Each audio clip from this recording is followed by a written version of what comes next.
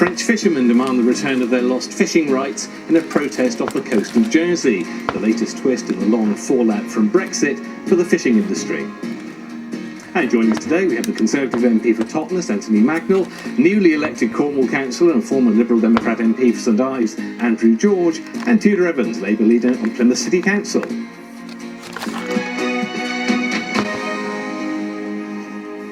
The fishing industry escalated into a diplomatic crisis this week, with angry French fishermen protesting off the coast of Jersey. Royal Naval patrol vessels were sent to monitor the situation, with the French Navy doing likewise. The drama at sea quickly subsided, but the anger of the French fishermen, who claim they're being denied their fishing rights in Jersey's waters, has not. Jersey's fishermen have now been warned for their own safety not to try to land fish into French ports. John Henderson has this report. Around the world, a flotilla of French fishing vessels protesting outside St Heliers harbour in Jersey. One French fisherman explained why. If the arrangement doesn't go back to normal, we're not going to be able to survive. 50%, even more, 80% of French boats will disappear. 80% des bateaux français qui vont disparaître. Royal Navy patrol boats may have been recalled to port, but this dispute over the issuing of new licences post-Brexit isn't done. Far from it. Channel Islands fishermen have now been warned not to land any of their catch at Cherbourg for their own safety. They face the real prospect of having their fish destroyed. The French aren't mincing their words, and this has implications beyond the Channel Islands. A protest in Boulogne, near Calais, a few weeks ago. French fishermen here unhappy. They're not getting enough licences to fish in British waters. Boulogne, a major gateway to Europe for UK fish. They know they've got us over a barrel. Ian Perks exports fish from his base at Brixham Harbour.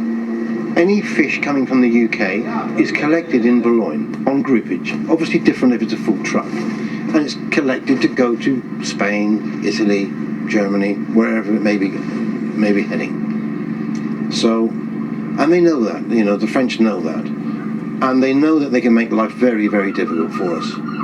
And they have done.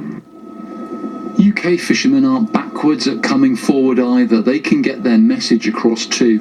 Shellfish companies from the southwest took their lorries to Whitehall in the early days of Brexit in a demonstration over red tape. But it's worth remembering that while the UK might have taken control of its waters, 80% of the fish landed in the UK goes to Europe. What happens if the ban on Channel Island fishermen landing their catch is extended to fishermen from Brixham, Plymouth and Penzance? Right, as I said, this is obviously just the latest twist in this long-running saga. Exporters in particular experience all kinds of difficulties getting their fish into their main market, the EU. Anthony, Ian Perks we have there is your constituent. What do you say to him?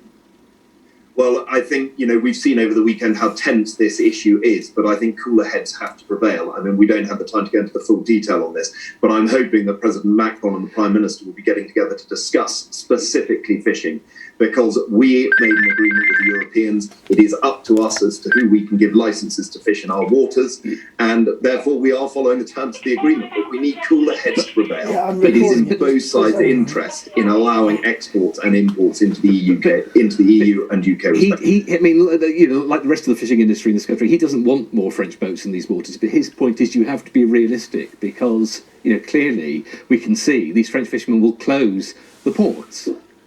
Absolutely, but let's just take the shellfish industry for a second. There was an agreement to allow grade B water molluscs into mainland Europe. They have changed their view on that. That's disputed by the EU, of course. We have them by people in the industry. Absolutely, but let's use this to allow calmer heads to prevail. The French want to use some of our waters. We want to export some of our produce. Let's find common ground over that. It can be done. There are members of Parliament working on this, such as myself, and we will find a way through on this.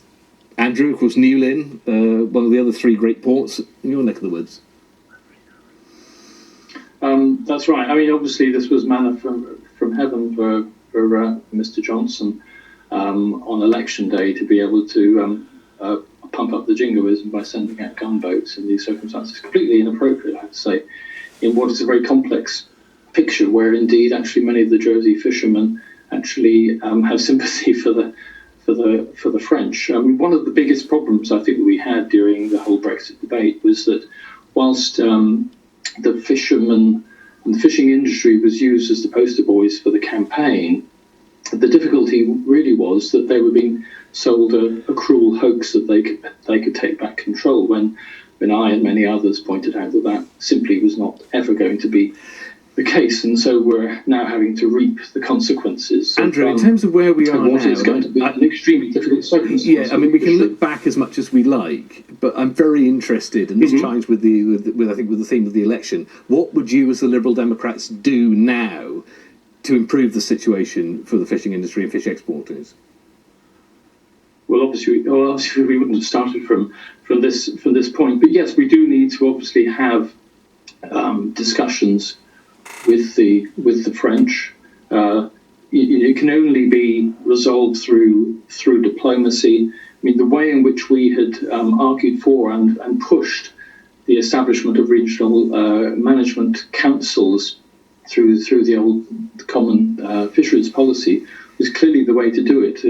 Through the establishment of industry to industry conversations where they could speak to each other.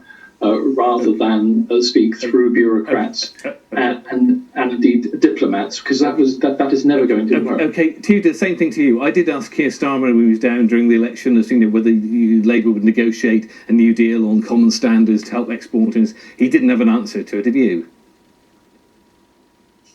Well, look, the first thing is to say is you can't fix something that you deny exists. I mean, the government have got a bad attack of the Emperor's new clothes. We've got Johnson going around claiming this is a lovely, great and good deal, when we all know it isn't.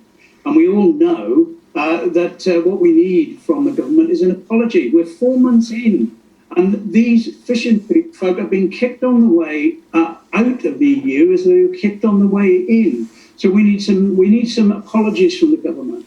We need them to tell the truth and stop spinning and twisting the truth. Because everybody who runs fishing in this part of the world knows what the truth is. Andrew has just laid that out very clearly. And it's the government to stop messing about, get some urgency. Okay, I need to, before we finish, put that back to Anthony. The industry that was supposed to be the main beneficiary of Brexit is turning into the main victim, isn't it?